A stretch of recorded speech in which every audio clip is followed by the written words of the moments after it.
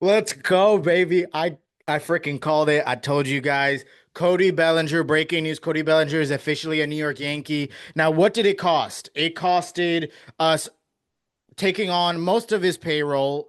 The Cubs are only taking $5 million of his payroll, and in exchange, we only had to give up Cody Poteet. So again, I talked about it in the last video. Thank you guys so much for showing support, love, subscribing, all those staying tuned. Got new exciting things coming. But I told you guys a few of you guys were saying no, this wasn't going to happen, or I don't want Cody, or I don't think Cody's going to happen, or so on and so forth. A lot of you were resonating with me, also believing that we should and we will get him. Some of you had your doubts. It was we were all over the spectrum of what we were anticipating with this deal, and I'll be honest, I had my slight doubts, but the deal got done. I was hoping that the Yankees would have only taken less of the payroll of what they ended up taking. But the bright side of it is that they only had to give up Cody Poteet, which was serviceable in the very few amount of times he's performed for us in the majors. And realistically, he wasn't going to be in on the major league roster on opening day. So to give up a player that is more or less dispensable. Um, Though again, I was a Cody Poteet fan for the little bit of time that he did play, to only have to give him up for a player that we desperately needed. And as I started thinking more about what other first base options or outfield options there are on the free agent market, it made me realize how much more we needed Cody Bellinger. So I'm so glad we got him. Again, we only were able to, or we only gave up Cody Poteet in exchange for taking all of his payroll, while the Cubs ate up about like 5 million of it. We took the remaining.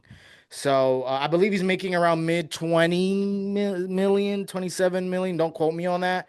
I just wanted to get on here real quick to tell you guys immediately, so I couldn't do too much research. But yeah, getting about mid 20 something million to $27 million.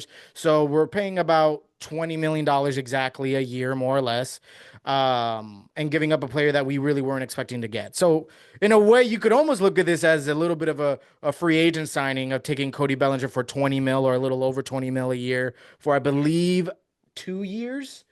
I could be wrong. Let me look it up live right now. 3 hours later. Yeah, so Cody's making 27.5 million for 2025 and then has a $25 million player option and with a $5 million buyout. So yeah, this upcoming year we're only gonna have to, or not only, but we're gonna have to pay him 22.5 million. But listen, he's a player that we need because his flexibility in both positions that we need to fill, outfield and infield, outfield and first base. And again, I've talked ad nauseum about what kind of player he is, what he could really do for us, and what it means to have him on the team. I'm so excited we got him. I called it. For those doubting, I told you. Now the question is, what is next? Where do we want Bellinger to play? Where do we want? Where else do we need to fill in a need for on free agency? So far, this free agency is looking really good. I mean, not perfect. If it was perfect, I would have said we would have gotten someone like Kyle Tucker. Personally, I'm a huge Kyle Tucker fan. Um, I know some of you imperfectly would have loved to have Juan Soto, but that's neither here nor there. So I think we have a really solid offseason so far, getting one of the best closers in baseball, one of the best outfield slash first baseman options on the market, and trading for him in Cody Bellinger, and getting one of, if not arguably, the best starting pitcher, maybe outside of uh, Corbin Burns, excuse me, in Max Fried. So we got some top of the line options filling in very important needs on our roster. We need to continue to see if Cody Bellinger plays first. Maybe we get another outfield piece. I don't see us getting another outfield piece for a few reasons. One, because we have Jason Dominguez. Trent Grisham is realistically an option. Let's just be honest. I know a lot of people aren't a fan of his bat. Some people think that if he gets enough playing time, he'll be serviceable with his well above average outfield defensive ability, which I'm kind of in that boat. I'm not saying he's going to be an all-star, but he's going to be serviceable, I believe. I don't see the Yankees signing themselves or locking themselves up to a much larger of a deal with any trade or free agent signing in the outfield, because they also have someone like Spencer Jones that if they really believe in, they could give him the opportunities in the next year or so. So All these options are very, very realistic. So you could maybe see Cody Bellinger playing in the outfield part time. The Yankees going for more of a short term deal with maybe someone like Christian Walker, Carlos Santana. His noise have been being made a little bit more about him. He, I'm not in love with him. He's a mid 20 home run batter, hits about 250 average or lower, gets about maybe 60 to 70 RBIs. Did get a Gold Glove last year. He is a switch hitter. He's more. He reminds me of what Rizzo was when we first brought Rizzo onto the team. Minus maybe I would think Rizzo has probably most likely better defense, a better resume in terms of defensive ability. Um, so I'm not in love with Santana. Walker, I'm into, but apparently the price tag seems a little bit higher than what the Yankees are going to want to pay. And then outfield, something that's been kind of increasing in popularity and in news, kind of bubbling up a little more, is Anthony Santander. Which, let me know what you guys think. Got knocked in over 40 home runs last year. I believe he reached the 100 RBI mark. I could be wrong.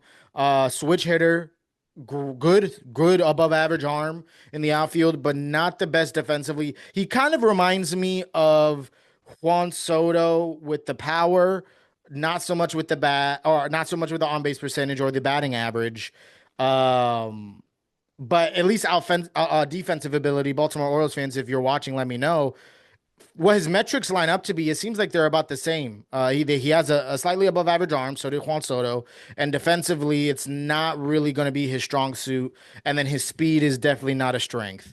I feel like I'm not saying that's exactly who we're going to get. We're not going to. It's not like we're going to get like a Makari or a Timu version of Juan Soto. That's not what I'm saying, but some of their numbers kind of line up in a little bit. So I'm just trying to have some sort of comparison for you Yankee fans. But and one thing about this deal that I kind of just realized just now, where's Nico Horner? I was really hoping we could get Nico Horner onto the roster, onto the team, but it looks like they couldn't get a deal done with him. I'm not saying it's over, though most likely they didn't get the deal done now. I don't anticipate them getting the deal done really at any point. But not as non-zero chance, but I was hoping that in the Bellinger trade, we could have also have acquired Nico Horner as well. But that didn't seem to be the case, which is okay. I'm not saying we missed out a whole lot in Nico Horner. He's a great defensive, arguably defensive wizard out there at second base with very league average offensive ability with essentially no pop. He hits for a respectable average, I think around 270, 280, but with no pop. But he seemed to be like a true good um, leadoff hitter or top of the lineup guy with good speed too, I believe. So, but it's okay that we missed out on him. Again, there are plenty of options that we could go for. Um, Bregman's still out there if that's an option, but yeah, no Nico Horner in this trade. But Bellinger, where can we see him hitting in this lineup? It all depends on who else we get. I know that's a big question, not only on who else we could get, but also where is he going to hit in the lineup? Of course, I personally believe Cody Bellinger is going to be at the top of the lineup with his. I'm not saying he's going to steal 30 backs for you, but with his respectable athleticism and speed, with his ability to put the ball in play, with also some good pop. I don't know if they want to move Judge back to hitting second, but they could always move Bellinger to bat second or third alongside Judge, or they could put Bellinger maybe lead off. I like more of a Volpe batting leadoff, maybe given that chance in the beginning of the season, I believe. Because if you can have Volpe figure it out early on in the season and he could be our full-time leadoff hitter, that solves a big question mark we've been having for years.